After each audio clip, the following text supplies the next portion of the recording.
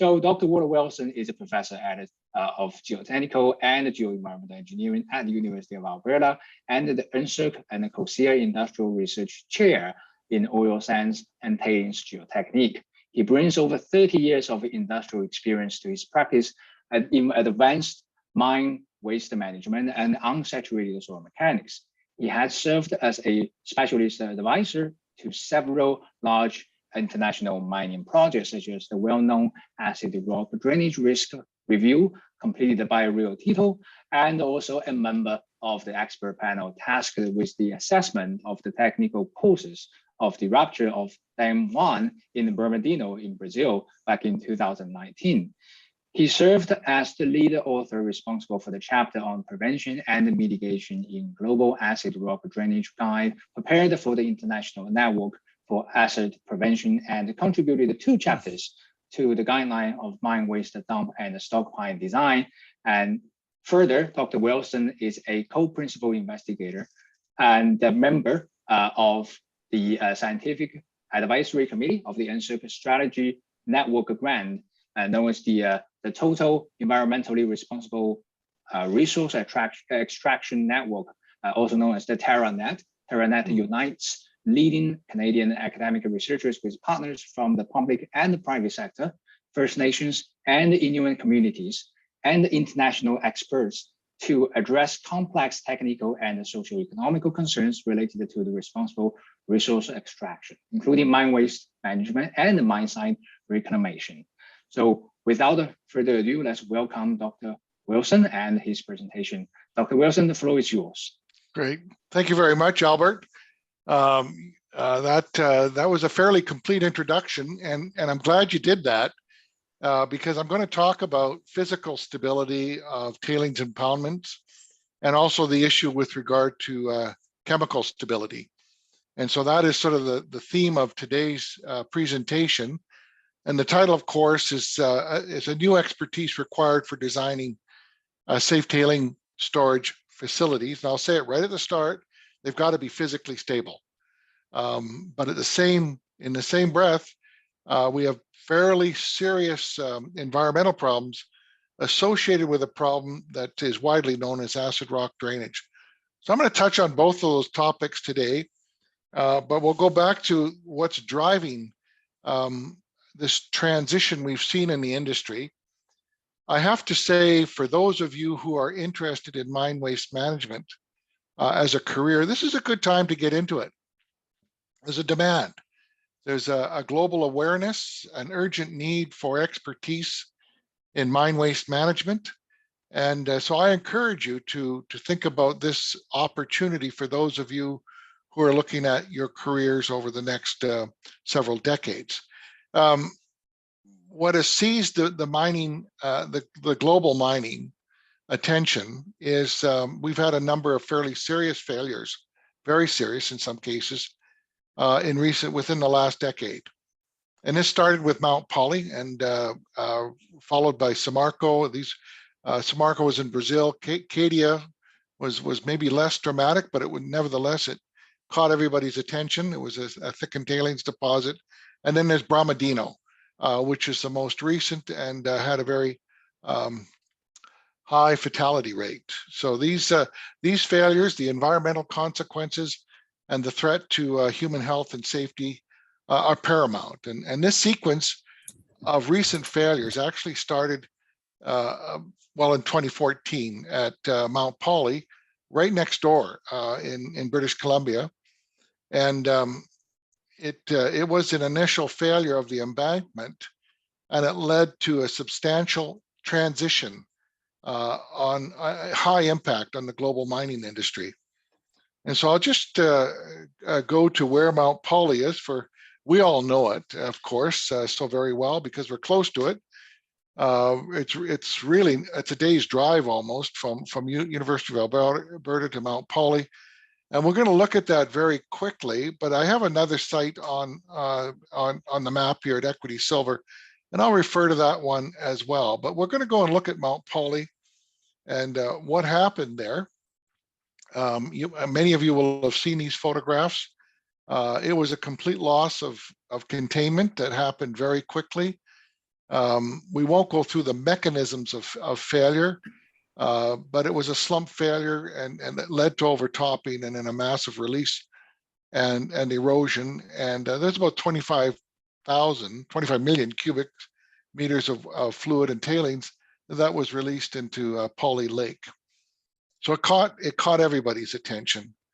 And the breach occurred within the perimeter embankment of Mount Polley. And that was on August the 4th. The loss of containment was sudden, without real warning. And it happened in the middle of the night.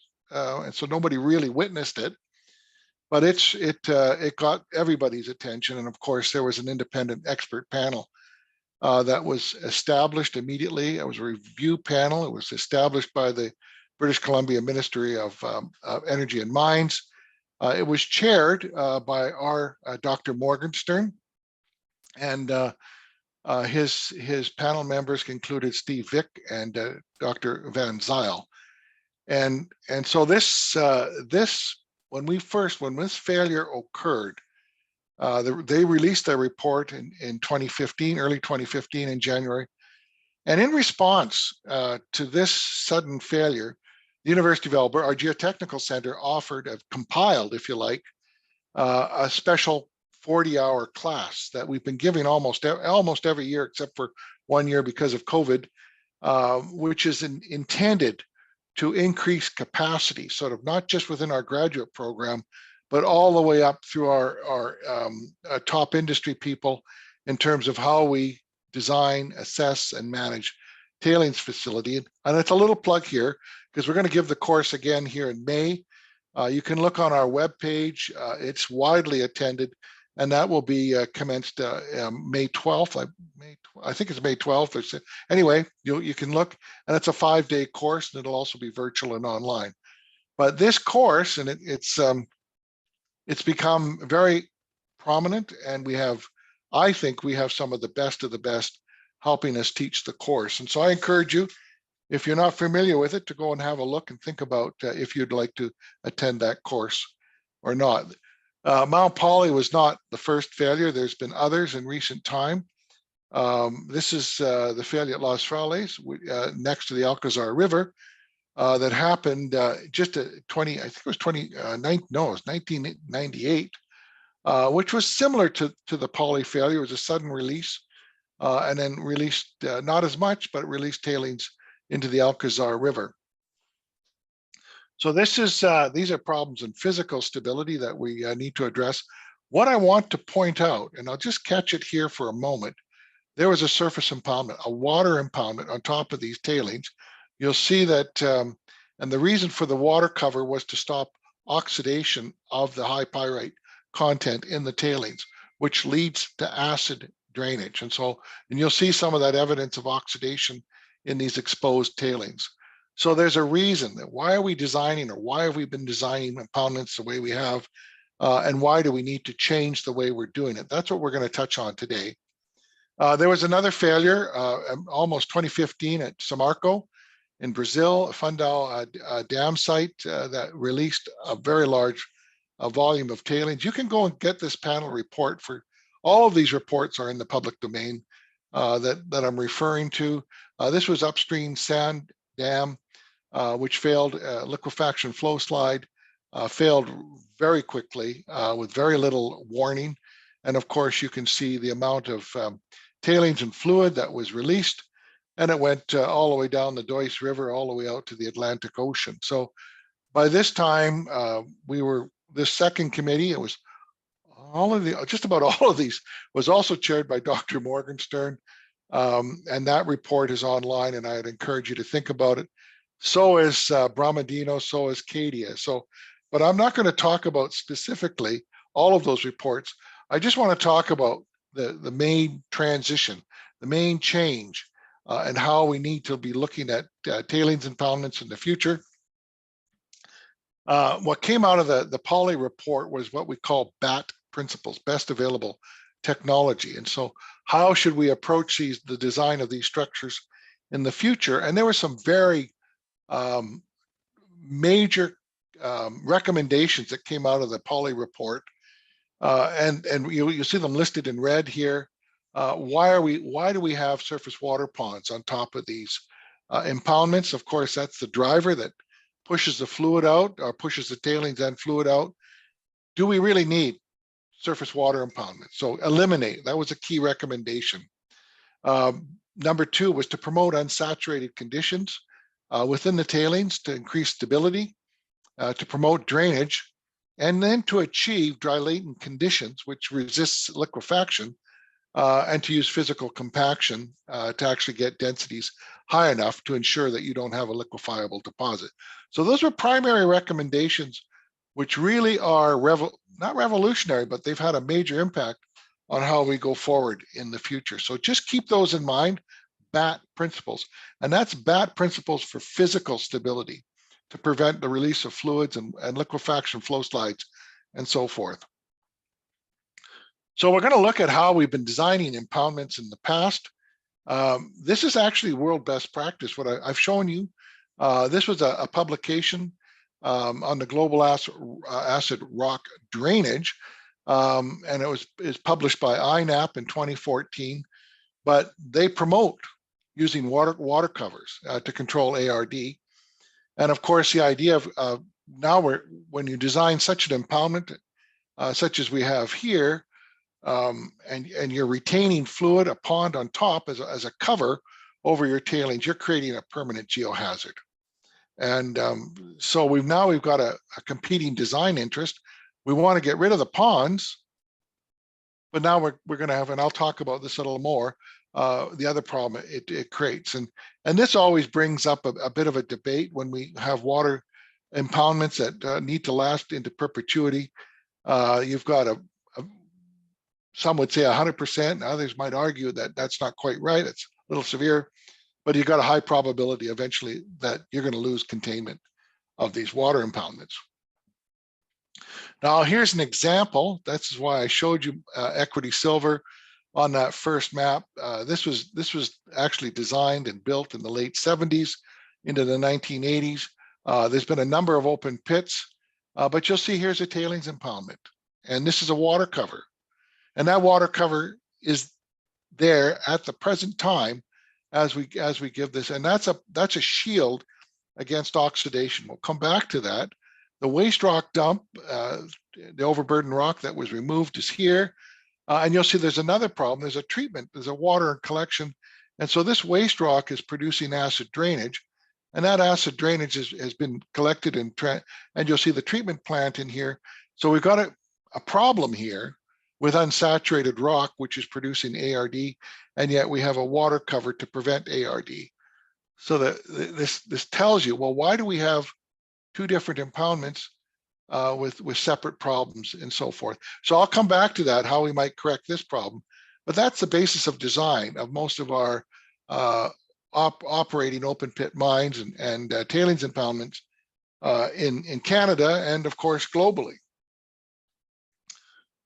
Now the panel recognized this problem of ARD, chemical stability, but you know how do you treat or deal with two competing design interests? And so you've got to pick who you're going to attack first, and frankly, physical stability is paramount. It's just absolutely, there's no debate about that. You've got to have a stable impoundment. You cannot tolerate release and failure and so forth. And so you've got to design towards permanent, secure physical stability. But at the same time, you've got this competing problem that you're going to have ARD. But what came out of the panel report was a recommendation to get rid of the impoundments and to go what we call with a technology, dewatering the tailings, filtered tailings, so that they can create, instead of water impounding facilities, we now can go get rid of the water, get rid of the need for containment, and go to what we call dry stacking. It's a misleading word. It's not really dry, but it has proven to be successful. And you'll see here at Greens Creek was held up as an example. It's close to British Columbia, where this is in the Alaskan Panhandle, and it's a wet climate, coastal climate, if you like. Beautiful location. If ever you have to go to a mine site, this is one you want to go to. Most people pay a lot of money to get on a cruise ship to go into this part of the world. But here we have, it's a small relative production rate of tailings, and so they can be managed, they're handled, and they're placed and compacted at the right water content so that you achieve a delatant, a non-contractive deposit so that you don't have risk of physical instability. So that's an example of a small dry stack. So as I said, you now have a new technology. We need to introduce a second term. We have BAT-PS for physical stability, and at the same time, we have to achieve chemical stability. And so these are in direct competition because physical stability wants drainage, chemical stability wants full saturation. So there's a need to this is the great need, is how are we going to achieve both physical and chemical stability with reactive tailings? That it's a worldwide problem, this problem of ARD. So that's where the new developments are required, is how we approach these problems and how we achieve both physical and chemical stability. So here's what this is a site in Canada. Try not to name too many sites where it's surface disposal. It's actually a thickened deposit, and it shows here reactive tailings that have been exposed to, and so the pyrite reacts with oxygen, atmospheric oxygen and water, and it oxidizes, and it can produce very low pH and heavy metals and so forth. And so this is a problem that we're trying to arrest. You see a fresh layer of tailings on top here. They're not oxidized yet. And if you can maintain these tailings with a high enough degree of saturation, you can restrict oxygen entry and prevent this problem. So the trick is, can you place physically stable tailings and stop ARD and oxidation all at the same time? So these are well known. A lot of technology that we're looking at today that is published in the INAP. If you want to go to the Global Acid Rock Drainage Guide, just Google that. Just Google Global Acid Rock Drainage Guide, and you'll get this whole Wikipedia, this almost like an encyclopedia of information of how to control and manage and reclaim reactive tailings. But this is a publication. The references aren't here. This is Michel Aubertin, published this quite a number of years ago. But the way to keep oxygen out of reactive tailings, out of the pores, is to maintain, it doesn't have to be full saturation, but if you're up in this range of 85, 90% saturation, the diffusion coefficient for oxygen just plummets. And this will pretty much arrest ARD if you can be in this range or higher. Clearly, if you're at full saturation, you run the risk that we just looked at, but can we operate and design at a higher degree of saturation and get rid of water impoundments? Is that possible?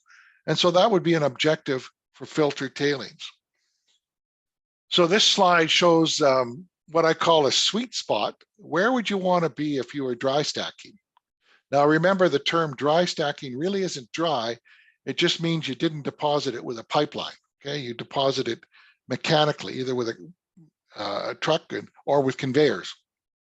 So we know, and it's not, these are not absolute rules, so don't go assuming that if I can get to 85% saturation, I won't have liquefaction. But in principle, in general, it's sort of a rule of thumb that if you can keep your water degree of saturation below 85% or in that range, you're likely not, you're going to have resistance to liquefaction.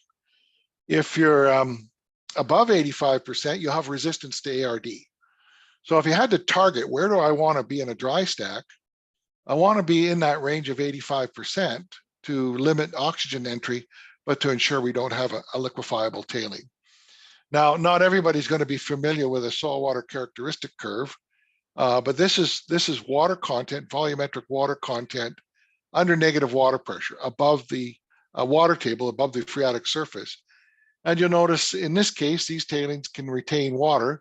85% saturation, which you can see here in this little cartoon, is the point where oxygen actually begins, it's the largest pores that drain first.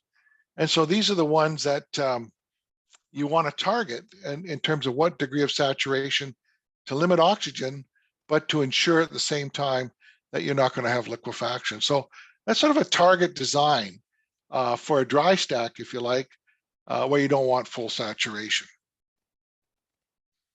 So now we're looking at a different method of disposal, and conveyors.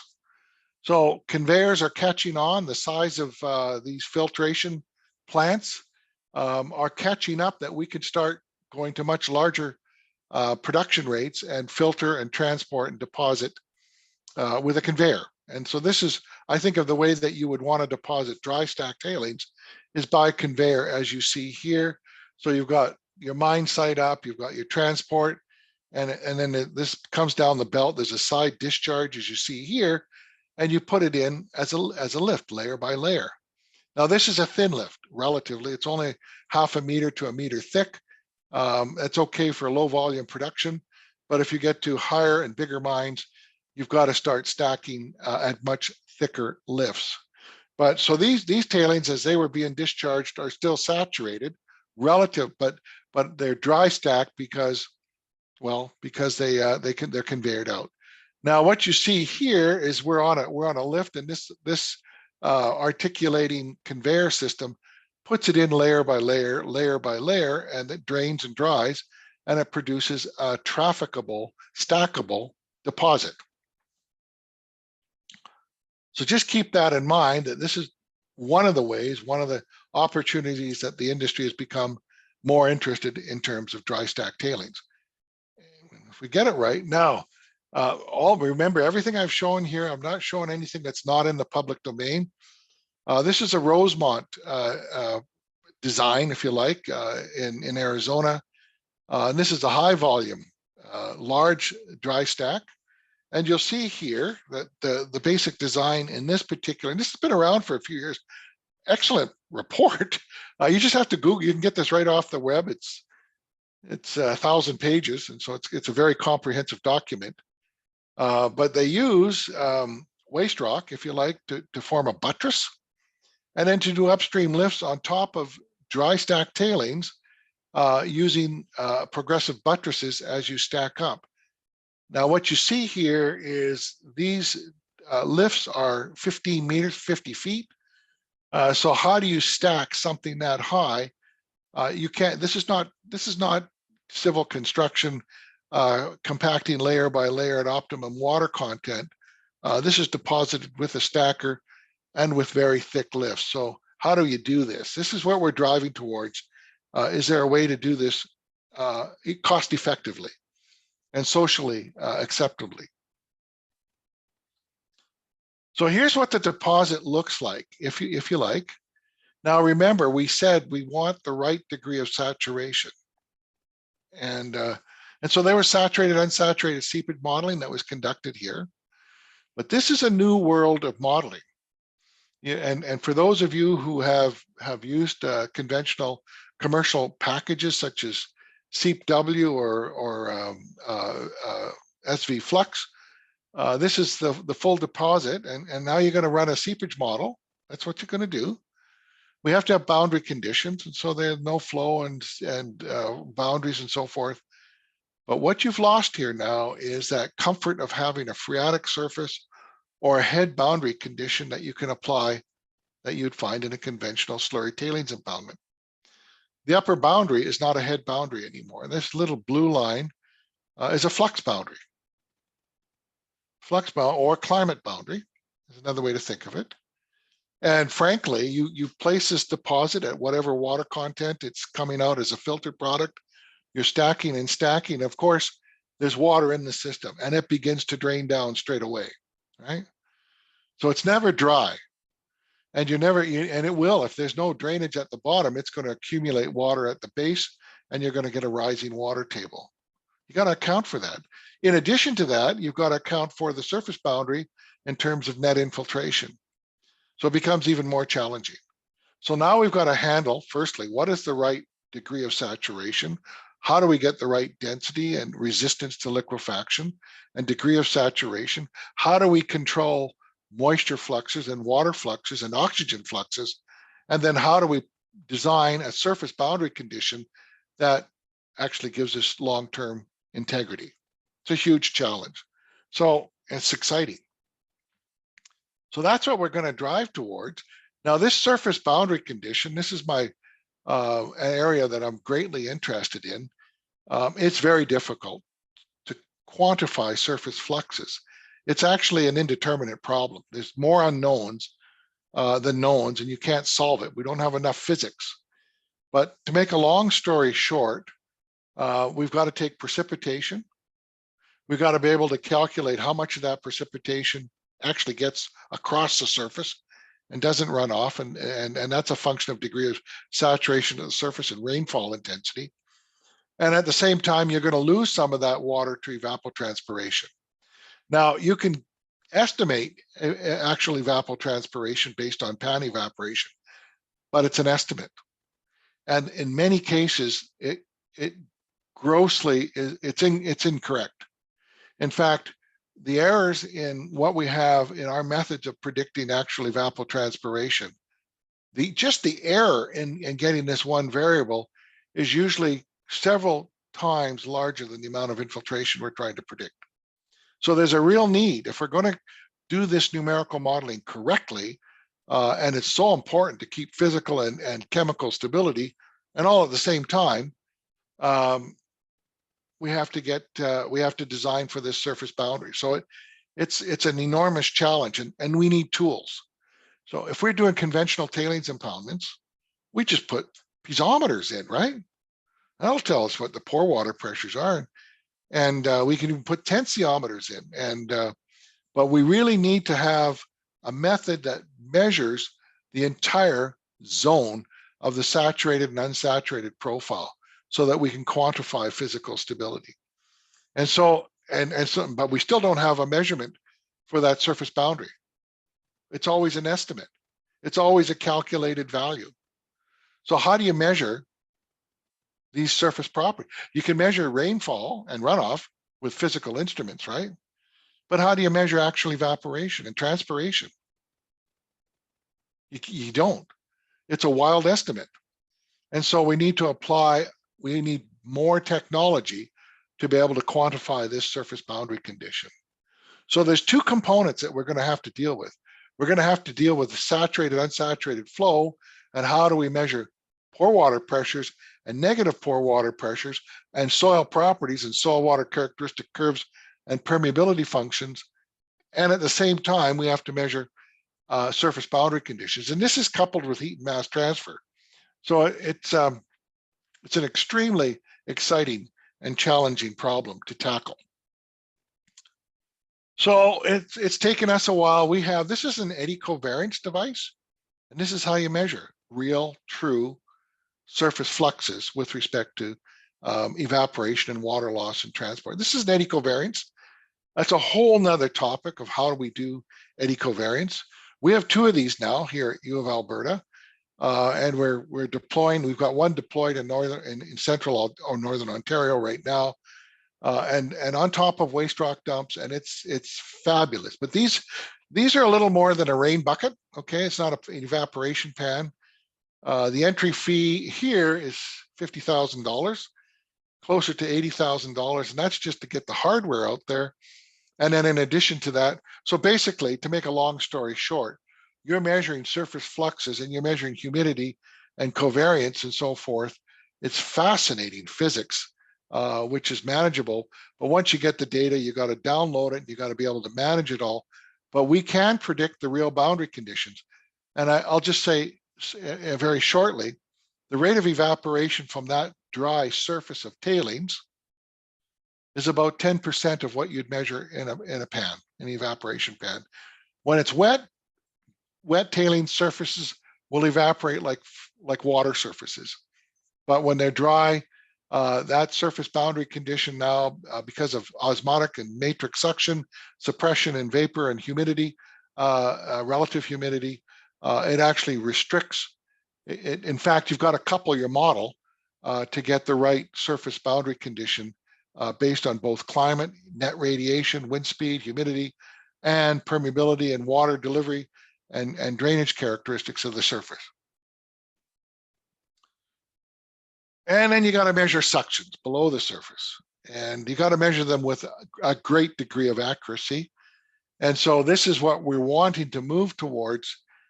This is GCTS Fredlin sensor. So when I showed you soil water characteristic curves and permeability functions and so forth, that all comes out of the unsaturated soil mechanic practice that we've seen develop over decades now.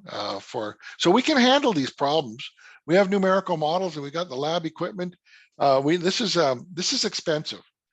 These are $1,000, and that's a porous stone, and I can't go in and describe. But what we really need to do, if we're going to measure 85% saturation or in that range, we might have to be in the range of matrix suctions of just a few kPa. And it can, in a beach, you can go from full saturation to 70 or 80% desaturation within a few kPa. And so this is a very accurate device. It's all hardwired to electrically to a readout box, but this is where we're needing to go in the future. So we need soil water characteristic curves and unsaturated soil mechanics and numerical models and permeability functions. We also need to be able to get in and measure suctions in situ to compare predictions with performance. And then we need to be able to predict surface boundary conditions so that we have an accurate flux boundary for our numerical model. Okay, so that's where we're going. The other thing that I have to add to that, so here we have, and I won't tell you what this, so this is at the surface. Now what you'll see here, this is a crusted surface of tailings, which is dried, and it's in the Atacama Desert. You'll see the volume change that is happening, and so this is drying out, but we've got to measure the performance in this profile here.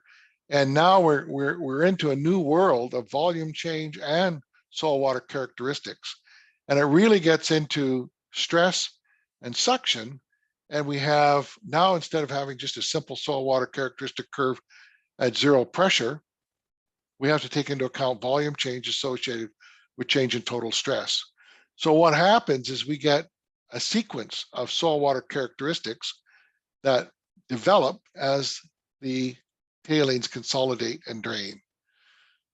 And by the way, we can now predict this surface. And I would suggest this is something that you'll see in the very early PhD thesis of Dr. Fredlin years ago, where he said, well, we now need this constitutive surface. And there's a whole world of mathematics and physics that go together with calculating the change in your hydraulic conductivity, your soil water characteristics, your air entry value. So it's solvable, and the prediction of this constitutive surface was the principal work of Murray Fredlin when he completed his PhD in the year 2000. So that's sort of the world on the physical side. I'll watch my time here. I got another few minutes.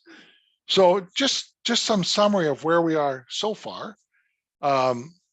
We've had some recent failures in the past 5 or 8 years now. We know what we need for physical stability. We're also aware of the need for chemical stability in base and precious metal. In fact, almost this ARD problem is ubiquitous. It's everywhere in the world. And I can tell you that there's a perception, a public perception, that somehow batteries are green, okay? Well, they're not very green, frankly. They come from metal. And if you have metals taken from the surface of the earth, it usually has sulfurs in it, it's sulfide.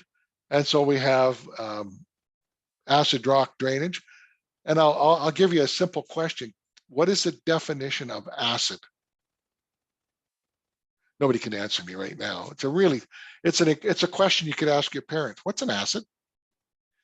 Acid is a solvent for metal. So as soon as your pH starts to plunge, all of your metals go into solution. And that's everything from not just copper, but it's molybdenum. It's all the way into the heavy metals. And so acid rock drainage it's a brew of not just low pH, but it's also a brew of all sorts of metals that are in solution. So it's a serious environmental concern. So if we're going to get rid of the surface water impoundments, we have to manage ARD and chemical stability. Filter tailings technology can satisfy that principles, but we may have to, we're going to have to get into very sophisticated unsaturated soil mechanics, theory, flow, methods of analysis, laboratory testing, field instruments, and all of this eddy covariance devices so that we can go forward and design chemically stable and physically stable perpetual impoundments into the future. So those are, and now I'm going to go into ARD for a little bit, and I'm going to show you some of the other things that we can do. And I mentioned acid rock drainage. I showed you equity silver right at the get-go, and this is a picture that I took some years ago. This is a waste rock impoundment at equity silver. It's not the tailings, but remember the waste rock is stacked. It's a dry stack, okay? And waste rock is actually, when we think of where is the real severity in ARD in the base and precious metal industry, the tailings are the easy part in terms of preventing ARD. It really is. It's the waste rock that produces. And if you were to look globally, well, where does all the ARD occur in global? It's a global problem. It's a $100 million ARD risk right now that we have globally, maybe more by now. And it's all in the way. 85%. If you talk to some experts, they'll say 85% of all the ARD globally doesn't come from the tail. It comes from the waste rock. So these waste rock impoundments are, because they're so permeable and they're so porous, and their structure promotes oxygen flow, and not just diffusive flow, but advective flow. And so in many cases, these waste rock dumps will go acid within a year, and sooner, months. And so here you see, now there's a cover on there to stop infiltration and control it, but you'll see this is ARD. This is being released. It's beautiful stuff to look at, but if you sprinkle it in your eyes, it'll burn. This is probably pH 2.5. And so this is a severe environmental consequence that we have to deal with. And so when I showed you equity silver at the start of the presentation, we could see a water collection and treatment pond. And so you can't release ARD into, equity silver doesn't release ARD. They treat it all. All the water goes out at above neutral pH. And so, but they have to precipitate all of the metals and acid and so forth. And so it's a long-term perpetual problem. So how are we going to solve the problem of ARD? Not just for the tailings, put a water cover on it, but now we're going to lose the water covers. But how do we manage all these waste rock dumps? And so there's an opportunity here to start combining the waste, to actually fill the matrix of the rock with tailings that'll restrict oxygen advection. So that's, in a nutshell, that's what we're going to talk about next. I took this picture, it's a few years ago. This is in Tasmania.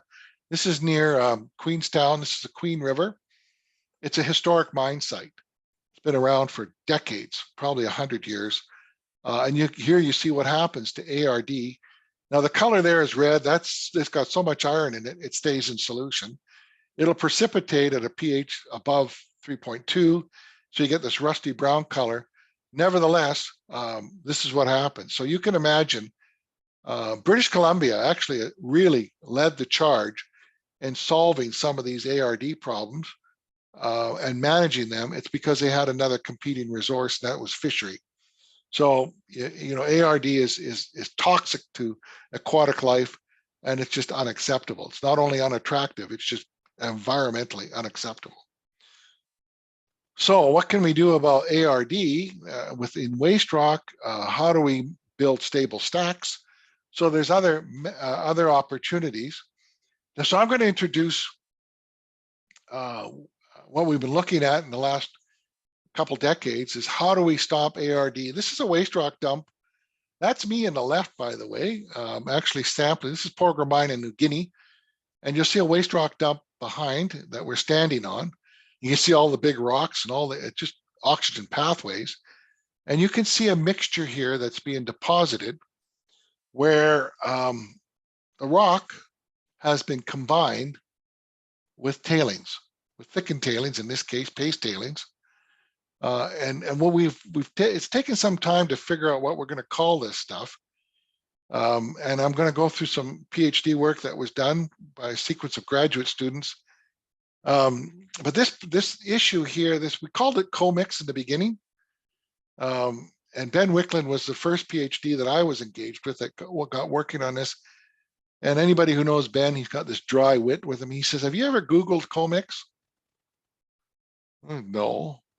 Well, try it and see what you get. Well, there's comic books and board games and all sorts of things. So what is, but it's not co-disposal, because co-disposal can be done in the same void in the ground in an open pit. When we want, the idea of saying co-mix is we want to blend the tailings, the filtered tailings or the thickened tailings or the paste tailings. We want to blend it with the rock, and we'll get a combined set of properties. So what you see here is the matrix of the rock. It's in class-to-class contact, okay? It's like rock. It's got the strength and compressibility similar to rock. But you'll notice now here, the void within the rock, these voids here are filled with tailing, low permeable tailings. There's no oxygen advection. So we get sort of the best of both worlds. We get low permeable and low compressibility and high strength. The word that we're moving towards, it's been introduced, we call it, and it's not a spelling error. It's not co-mingling, and that's another popular term. But I've heard the term for years, co-mingling, co-mingling would mean putting it in layer by layer.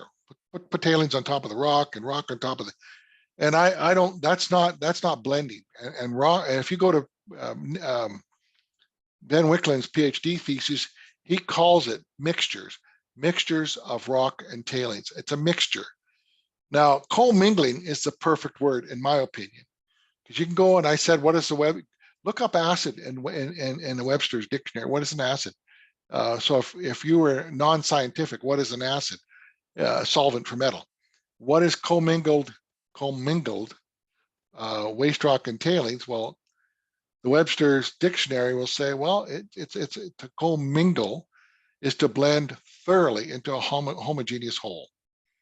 So that's an opportunity that we can get the characteristics that might work against chemical instability and physical instability, right? So that's why it might have there's a real potential here in looking at how we might do mine waste. By the way, we get rid of the tailings impoundment, we get rid of the waste rock dump.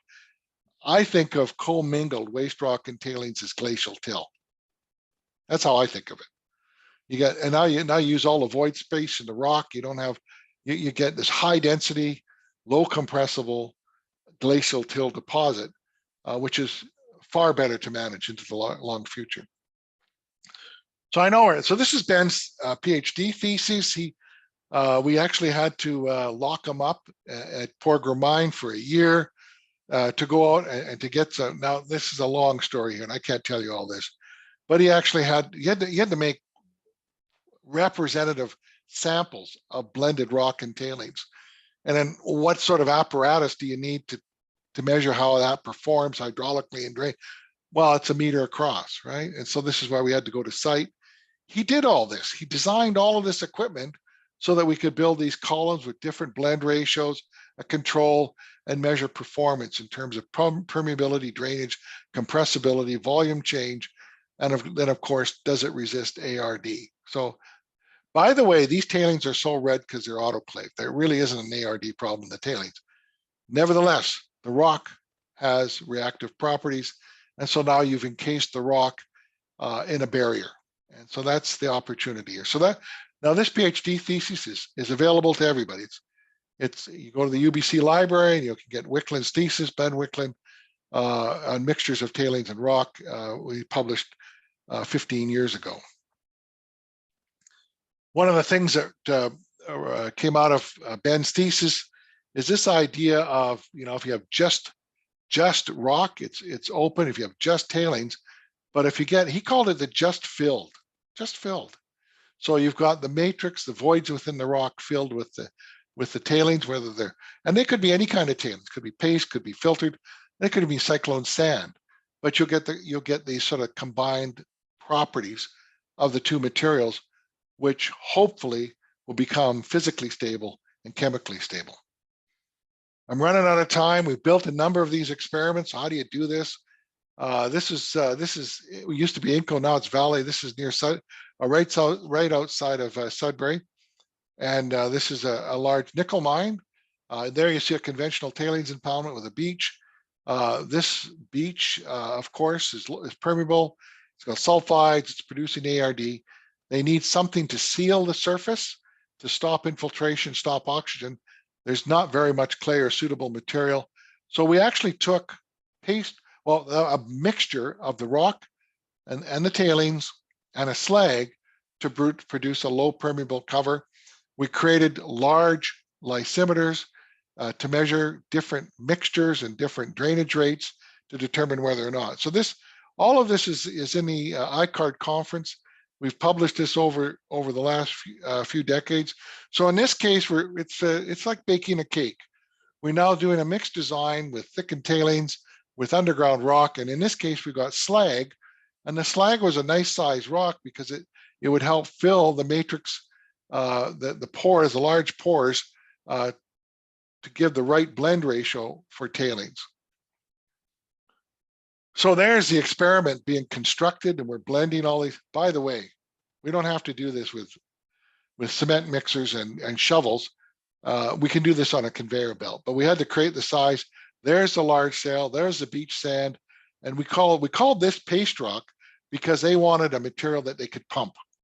And so this is 2" minus with a blend of the tailings and rock I just showed you, and there you can see it being deposited.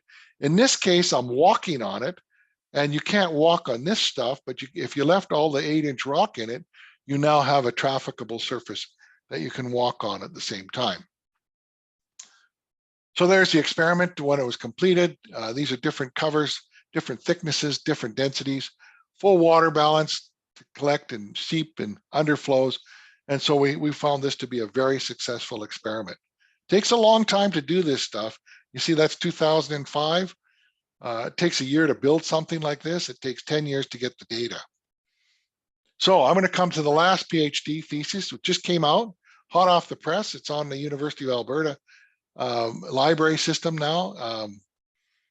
Rolf Burden did a fabulous job of looking at, in this case, filtered tailings mixed with rock. There's a video here. I won't play it. But this is a filter plant, portable filter plant. How do you create your samples? And so now that's filtered tailings. Okay, it doesn't flow.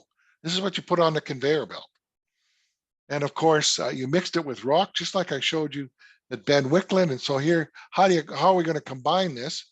Well, that's another story. There's the mixture. So this is what you're going to deposit. And you'll notice that I included on the headers here it includes the University of Queensland, and that's because we had to go to Queensland to get the equipment that we needed with Dr. Williams, University of Queensland, to do shear tests. So we did large box direct shear testing. We used different blending ratios of rock to tailings. It's a long story here, but this is all in Rolf's thesis. So if you want to dig it up, it's an easy read. You go through and you can see how he did it. So now I want to show you how simple. How do you make this stuff? Well, if you got a conveyor belt and you're already conveying your filtered tailings, see the waste rock dump up here? Well, why don't we just make a bigger belt and put the rock and the tailings together and deposit in the same way? You need a bigger belt, you need bigger stuff. But that is you got to do this at mass mine scale. And so how do you handle these volumes like I just showed you at Rosemount? Well, this is an opportunity. So how are you going to measure its properties? Now, this is right out of Rolf's thesis. We have what we call it, I call it a dynamic consolidometer. It's actually called a slurry consolidometer. This is, you can't get the big rocks, but you can get most of the rocks that really matter. This is 150 mil in diameter, and it's about 0.5 meter high. And you can load this cell with your mixture. You could start with filtered tailings and load it and consolidate it and watch it deform. And then you can do your mixtures and look at what happens as you add rock to the mixture. And this turned out to be an extremely complicated problem to model, because you're not modeling just consolidation. You actually start off with a unsaturated, loose mixture that will compact. It will compact. And so I would say to you, can you go out and find me the theory for predicting a Proctor test? And we don't, but you've got to go from a loose state to a compact state to a high saturation to a consolidation state. And it's all sort of one broad sweep of theory. So I know we're getting out of time here, but I'm almost done. So here's sort of what Rolf would have measured. So he measured, these are stresses and this is void ratio. So there's your void ratio of that loose mixture, and it's compressing and compacting, and then it starts consolidating, coming down here. The stresses are at the top, of course, the loading. So this is the stress, this is a volume change. And then we have stress at the bottom and stress at the top because we got some skids friction. But what we're really looking for is what happens when do you start generating pore water pressure. And so this is pore water pressure at the base. This is good. We don't want it to saturate because we want it to stack, right? And so how do you measure this and how do you predict this performance? It's a very sophisticated problem. But what Ben found, and I'm almost done here, Ben found, now this is normalized base pore water pressure. This is for tailings only. There's your time. There's your loading. Remember you saw the pore water. So this is filtered tailings only. Now we're blending rock and tailings at a 1-to-1 dry mass basis or 2-to-1, and you'll see that we're getting rid of this problem of pore water pressures. But we're still running fairly high saturations, but we're not generating pore water pressures. And if you want to build a stack, and when you talk to people that are going to use conveyors and stackers, they want to stack not 1 meter at a time, not 10, maybe 20, 30 meters. And so how stackable is the material? And now you don't want generating pore water pressures while stacking. And so this becomes a very dynamic problem. But I think it's solvable. So that's sort of where we are with this kind of new technology. I really like the idea of blending material because we're moving towards a low permeable, self-sealing, high strength, dense material. And I believe that we can move towards and achieve physical and chemical stability with these blends into the long term. So what time are we at? I'm at about 50 minutes. I should stop talking. And yeah, look, all the theses, they're all here. You just go, you get them right out of the library. So I'll stop there and I'll be happy to turn the floor back to you, Albert. And if there's a few questions that need to be addressed, I'll be happy to do so. Thank you. Thank you, Dr. Ward Wilson, for your presentation. I see we have time for 1 or 2 questions, maybe. So I have 2 here in the chat box. Yeah. So the first one is, do you have any advice for consultants who take on a TSF project as EOR, where the owner is used to decades of subaqueous tailings deposition while raising their water dam to manage ARD? Yeah. Advice on having the owner move away from easy subaqueous slurry deposition towards investing in new methods? Yeah, I have to say that my short answer is we have a very good idea of what we need to do and what we need to achieve, what we need to measure, and how we need to develop a stable mixture if it's possible, and it usually is. So here's my short answer to the long question. Tackle the problem.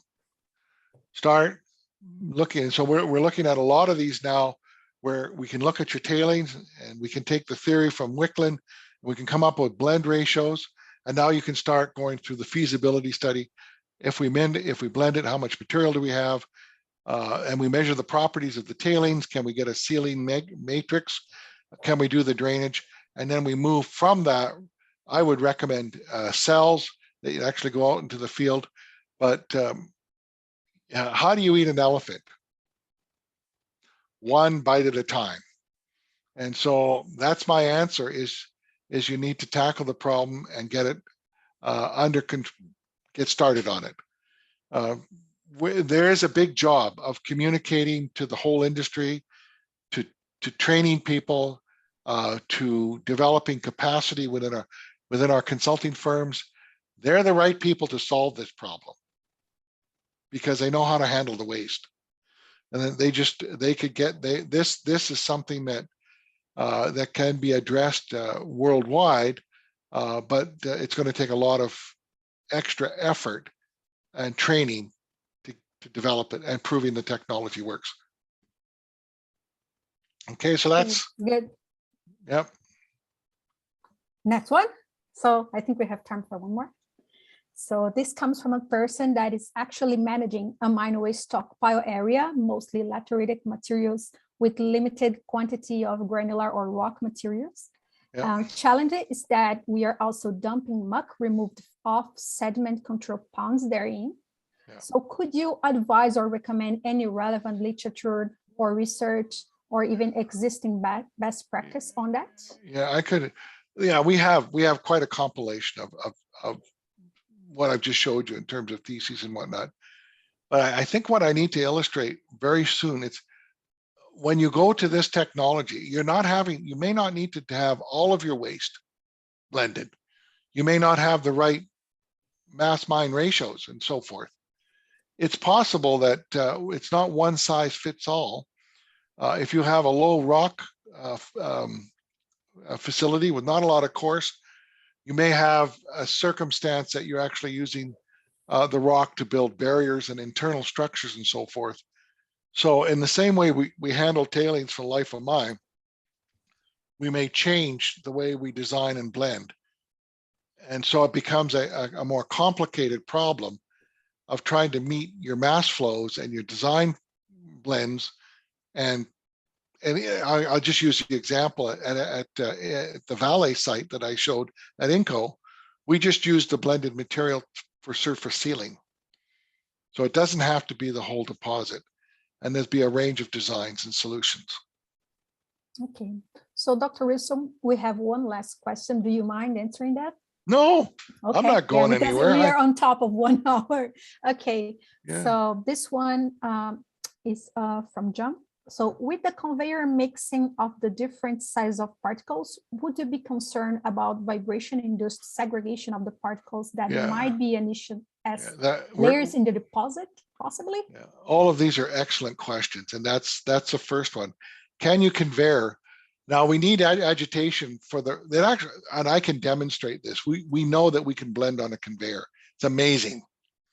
Now, if your conveyor long distance and you got wet tailings, it will tend to segregate. It will also segregate on deposition as it goes off the belt and into the stack. So there will be some segregation. It's always an issue, but I think we can overcome that. And I have a case where I've seen a very large deposit that was blended with 30 meters of conveyor. So yeah, again, it's all demonstration. I think what you'll see the industry do now, they want to move forward at different mine sites, different climates, and let's start trialing. So there's my answer. Don't wait for the research. Get out and start. Get out and play with your tailings and your rock. I'm being a little overstatement here, but build a pilot plant. Start blending. See what you make. And that's the way the industry generally works. Is they learn by experience. And so we need to develop build this technology. But I wish I could say you could go to Walmart, you just have to buy this plant and away you go. It's going to take time to develop this technology and demonstrate it can work. Okay, yeah, thank you. So I would like to thank you, Dr. Ward Wilson, for your presentation. It was very much enjoyable. Thank you. I would like to thank you, Albert Liu, for taking care of the host of the seminar. And I would like to conclude the seminar. Thank you guys for being here today, and I'll see you next week. Stay tuned for our next events. Thank you, and have a good afternoon, everybody. Okay, thank you. Bye-bye. Bye-bye.